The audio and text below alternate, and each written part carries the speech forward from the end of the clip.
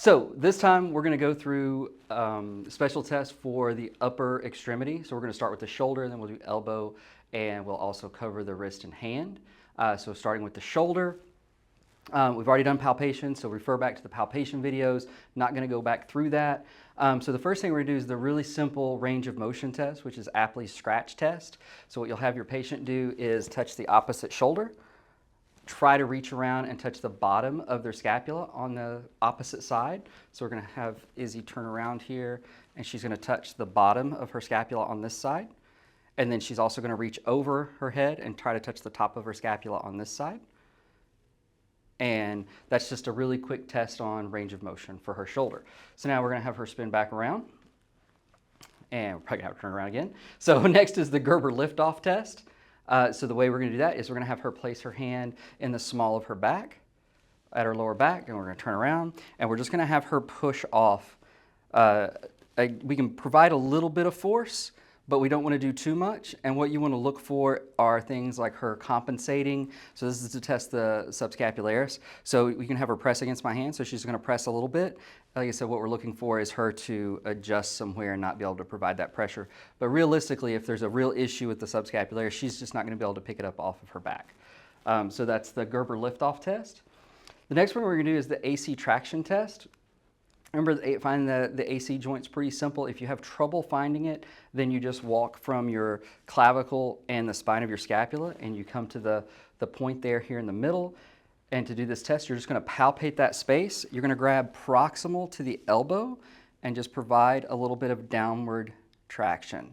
And what you'll feel or see, right? So if we were really looking at it, we'd have her take her shirt off, but you're gonna feel or see a little bit of movement there at that AC joint.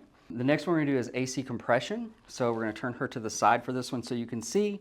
And we're going to imagine providing compression along the clavicle and the scapula. So I don't want to cut off the camera. So I would have my hands this way, but she's pretty small. So I'm just going to provide a little bit of compression here. And that's just going to reproduce pain there at that AC joint. Okay, so our next test will be the sulcus sign. And the way we're going to do that is we're going to turn Izzy to the side so you can see her. And with one hand, we're going to stabilize the scapula. So just kind of find that scapula in here. Remember, if you have trouble finding it, if you can get your patient to raise their arm a little bit, then you'll feel it kind of run into your hand. So we're going to go there. We are going to roll up the sleeve on this one. All right, so we're going to find that scapula to stabilize it. We're going to grab distal to the elbow, and we're going to provide that traction again down. And what you're looking for is that sulcus sign right here. You'll also feel it like a suction cup, like kind of pull out if they have much of a sulcus right there. But some people, they're loose, right? So don't get excited just because it moves. Sometimes that just happens. The next one is Neer's test for impingement. This one's fairly simple. All we're going to do for it is you take her in this position, and we're going to fully flex. That's really it. Just flexing the shoulder and seeing if it reproduces pain. So you're just going to get impingement up here at the top, on top of the shoulder. So that's all Neer's impingement is. Next we have the Hawkins-Kennedy test. So the way we're going to do that is we're going to start in this position, and we're going to internally rotate, and we're going to do that in a couple different spots to see if we reproduce. Now watch for the compensation here, and you can try to do it in different spaces here, see if that shoulder's hiking up or anything, but it's going to reproduce pain as part of the test for a positive test. Next, we have the empty can test. So you're going to do this one in the scapular plane, right? So she's not all the way into abduction, she's not all the way into flexion, she's about in the middle. And for empty can, we're going to turn the thumb down, and we're going to stabilize her shoulder here and tell her to provide pressure up as I press down. Don't try to overpower your person here because you should be able to, right? You're just trying to see if this reproduces pain and causes that issue. So what you're looking for there is weakness or maybe pain involved with the supraspinatus there at the top of the shoulder. For Jurgensen's, the position that we're going to have her in is just this, and she's going to have her elbow at about 90 degrees.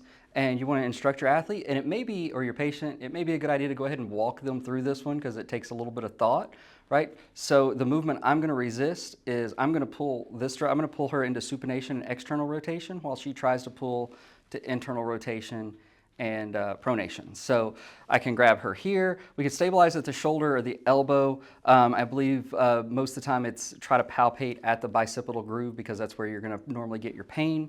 So I'm gonna resist as she pulls that direction, and I'm gonna turn her over this way, right? So we'll do that a couple of times to see if we reproduce pain there at the bicipital groove. So it's just to look for bicep tendonitis. Next is Speed's test. So for Speed's test, again, this is another one that you may want to instruct them what they're going to do. So what she is going to provide resistance for is she's going to do shoulder flexion, and you will see sometimes the instruction is it'll say shoulder flexion and elbow flexion, so you're going to resist both of those. So for either one, you're going to palpate again in that bicipital groove. I'm going to tell her to do shoulder flexion, and she's going to press up against me, and I'm going to resist. And then if we're going to do that second way, then I'm going to tell her she's going to do shoulder flexion and elbow flexion. So I'm going to resist her as she goes through both of those motions. And what we're looking for again is pain there in the bicipital groove for a bicep tendon pathology. Our next one is O'Brien, or active compression. And the way you're going to do that one is she's going to start out with her hand straight out in front of her, and she's going to come into a little bit of adduction. And we're going to start out, we're going to do the thumb down first, and she's going to pressure up while I press down, and then we are going to turn it over, and she's going to have palm up, and I'm going to press down. And what we're looking for here is to reproduce pain, or she'll experience the pain when she's in internal rotation, and it'll relieve the pain when she's in external rotation, and that's a positive sign for a labral tear. All right, so now we've moved to the table. Our first test here is going to be the apprehension test. It's fairly simple. We're going to put her in a kind of 90-degree abduction position, and all we're going to do is externally rotate.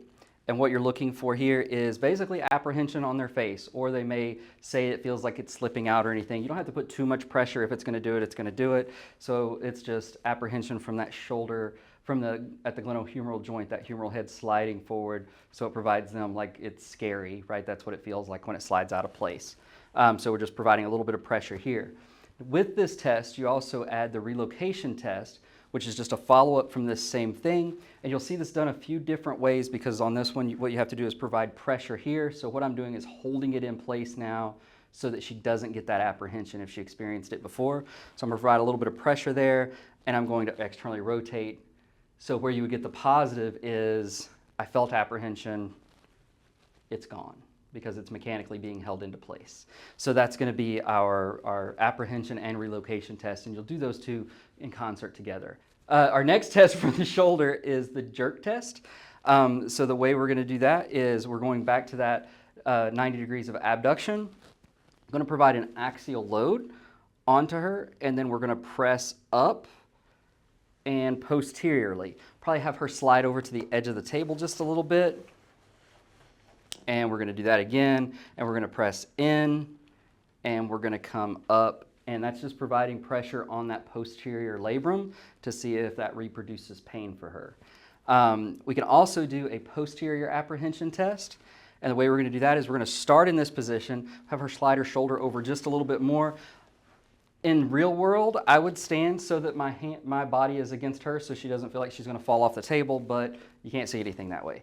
So what you're going to do here is you're going to provide a little support behind the scapula, and you're going to provide a downward push to see if that scares her, just like the apprehension did, right? So you have to have her off the table, otherwise that humeral head will not slide. So just pressing down there.